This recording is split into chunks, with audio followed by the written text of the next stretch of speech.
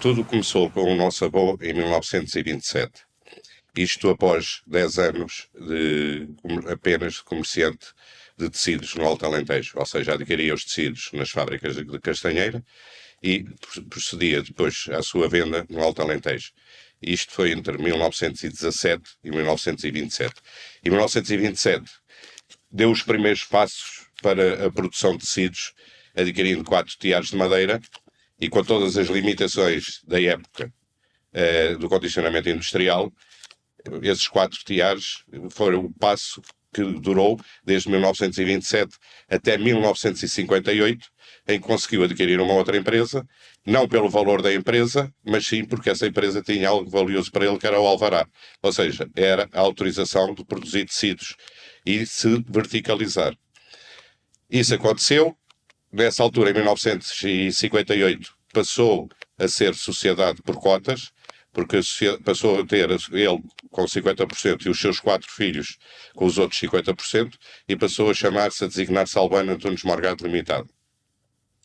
Após 1958, houve um novo período longo de crescimento da empresa, até aos anos 70, em que o edifício novo, que foi construído aqui em Sarzedas de São Pedro, conseguiu concentrar toda a produção aqui onde nos encontramos neste momento. Após 1974, como todos nós sabemos, houve um crescimento económico e houve um crescimento do poder de compra das pessoas. Portanto, houve também uma abertura maior de Portugal ao resto da Europa, e aí houve um crescimento e uma procura maior de tecidos, e a empresa acompanhou esse crescimento e foi permanentemente atualizando-se até, sensivelmente, 2008, em que deu lugar a alguns dos seus netos. E neste momento a responsabilidade da administração passa por 2 dos netos. A partir de 2008 deu-se o crescimento da exportação. Portanto, no fundo, são estas 4 fases importantes, que eu considero importantes, do crescimento da empresa até aos dias de hoje. Albano Morgado nasceu a produzir, no fundo, 3 tipos de tecido, 3 referências, que era o burel, a samarra, o surrubeco. Neste momento, para ter uma ideia dos 3 tecidos, apresentamos cerca de 200 referências anualmente. Portanto, por aqui se pode ter a noção de qual foi o crescimento e a diversidade que a empresa, ao longo destes anos, adquiriu. Albano Morgado S.A., neste momento, apresenta 2 coleções anuais, uma essencialmente de inverno, outra de verão. Na de inverno usa essencialmente lã, e suas misturas, uma percentagens pequenas com poliéster ou com poliamida.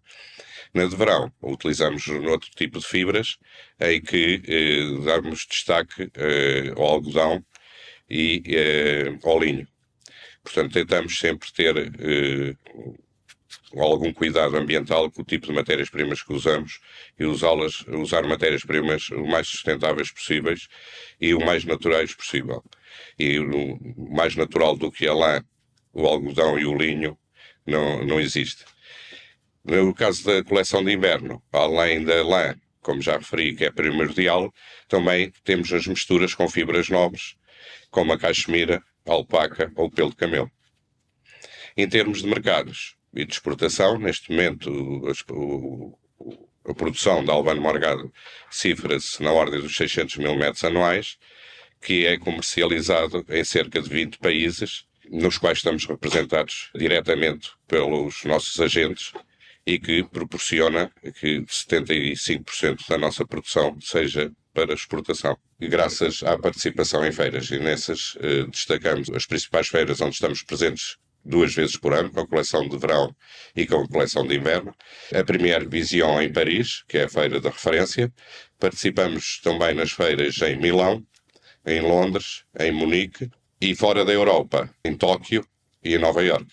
A evolução passa essencialmente por uma exigência muito maior e uma preocupação acrescida com a sustentabilidade. Isso é inegável e é inequívoco, e acho que é o passo seguinte que a indústria têxtil tem que dar, que já começou, mas que vai, de certeza, desenvolver nesse sentido.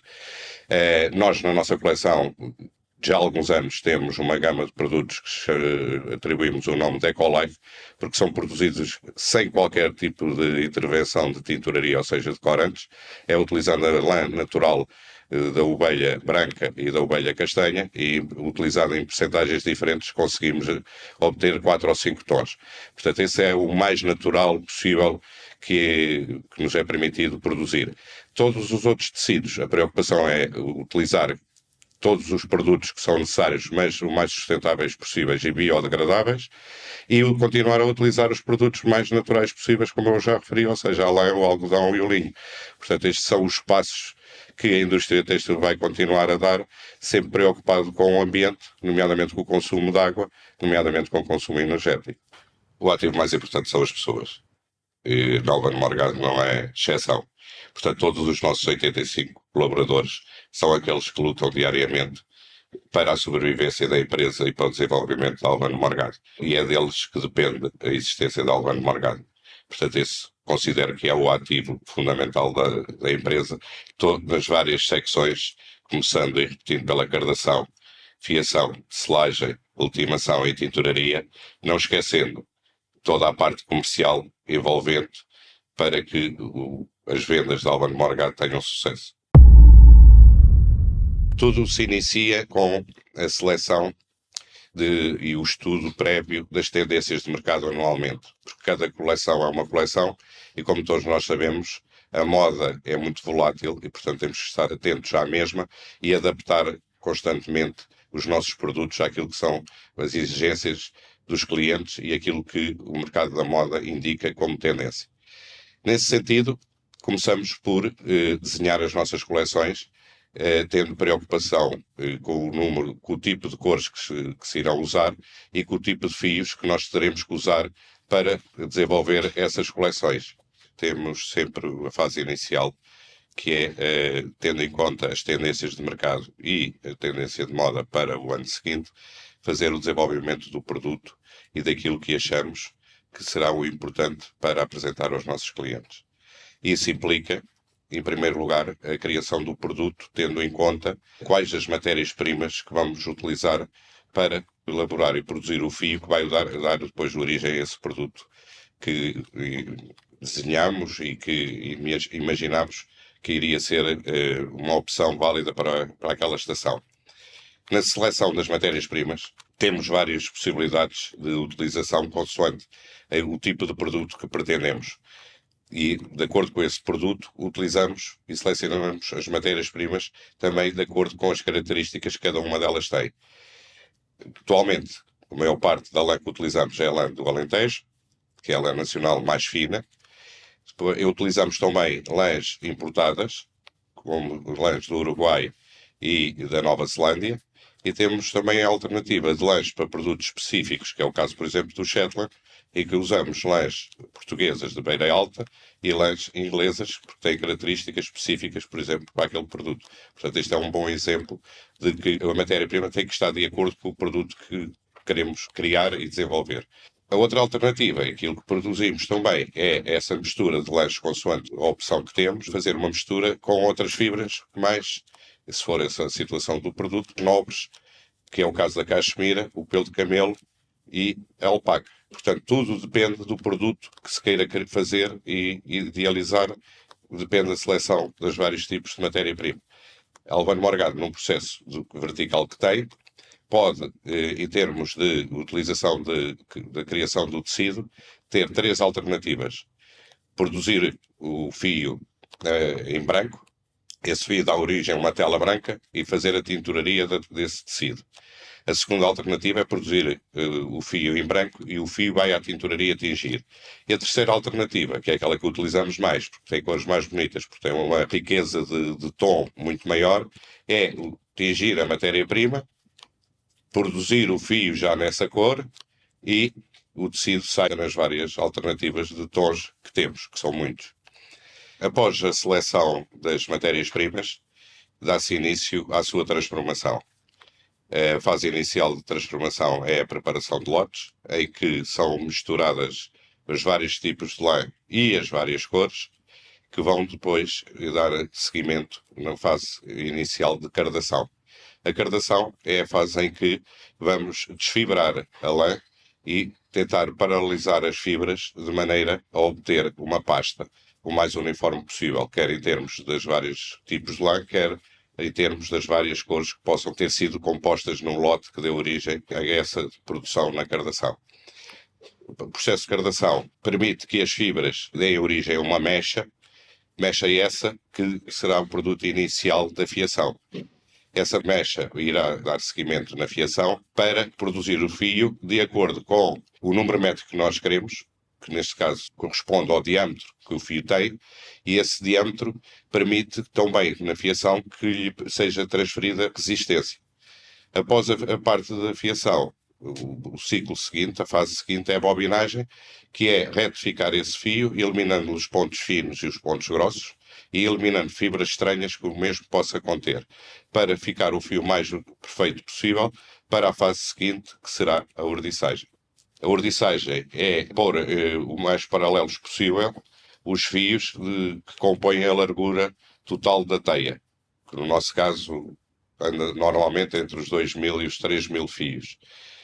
Nesta fase já está incluído o chamado debuxo do tecido, ou seja, as diversas cores que possam conter o tecido já têm que estar contempladas na ordiçagem, pelo menos os fios que vão dar origem à teia ou aquele que é designado como os órgãos que vão iniciar o processo de selagem.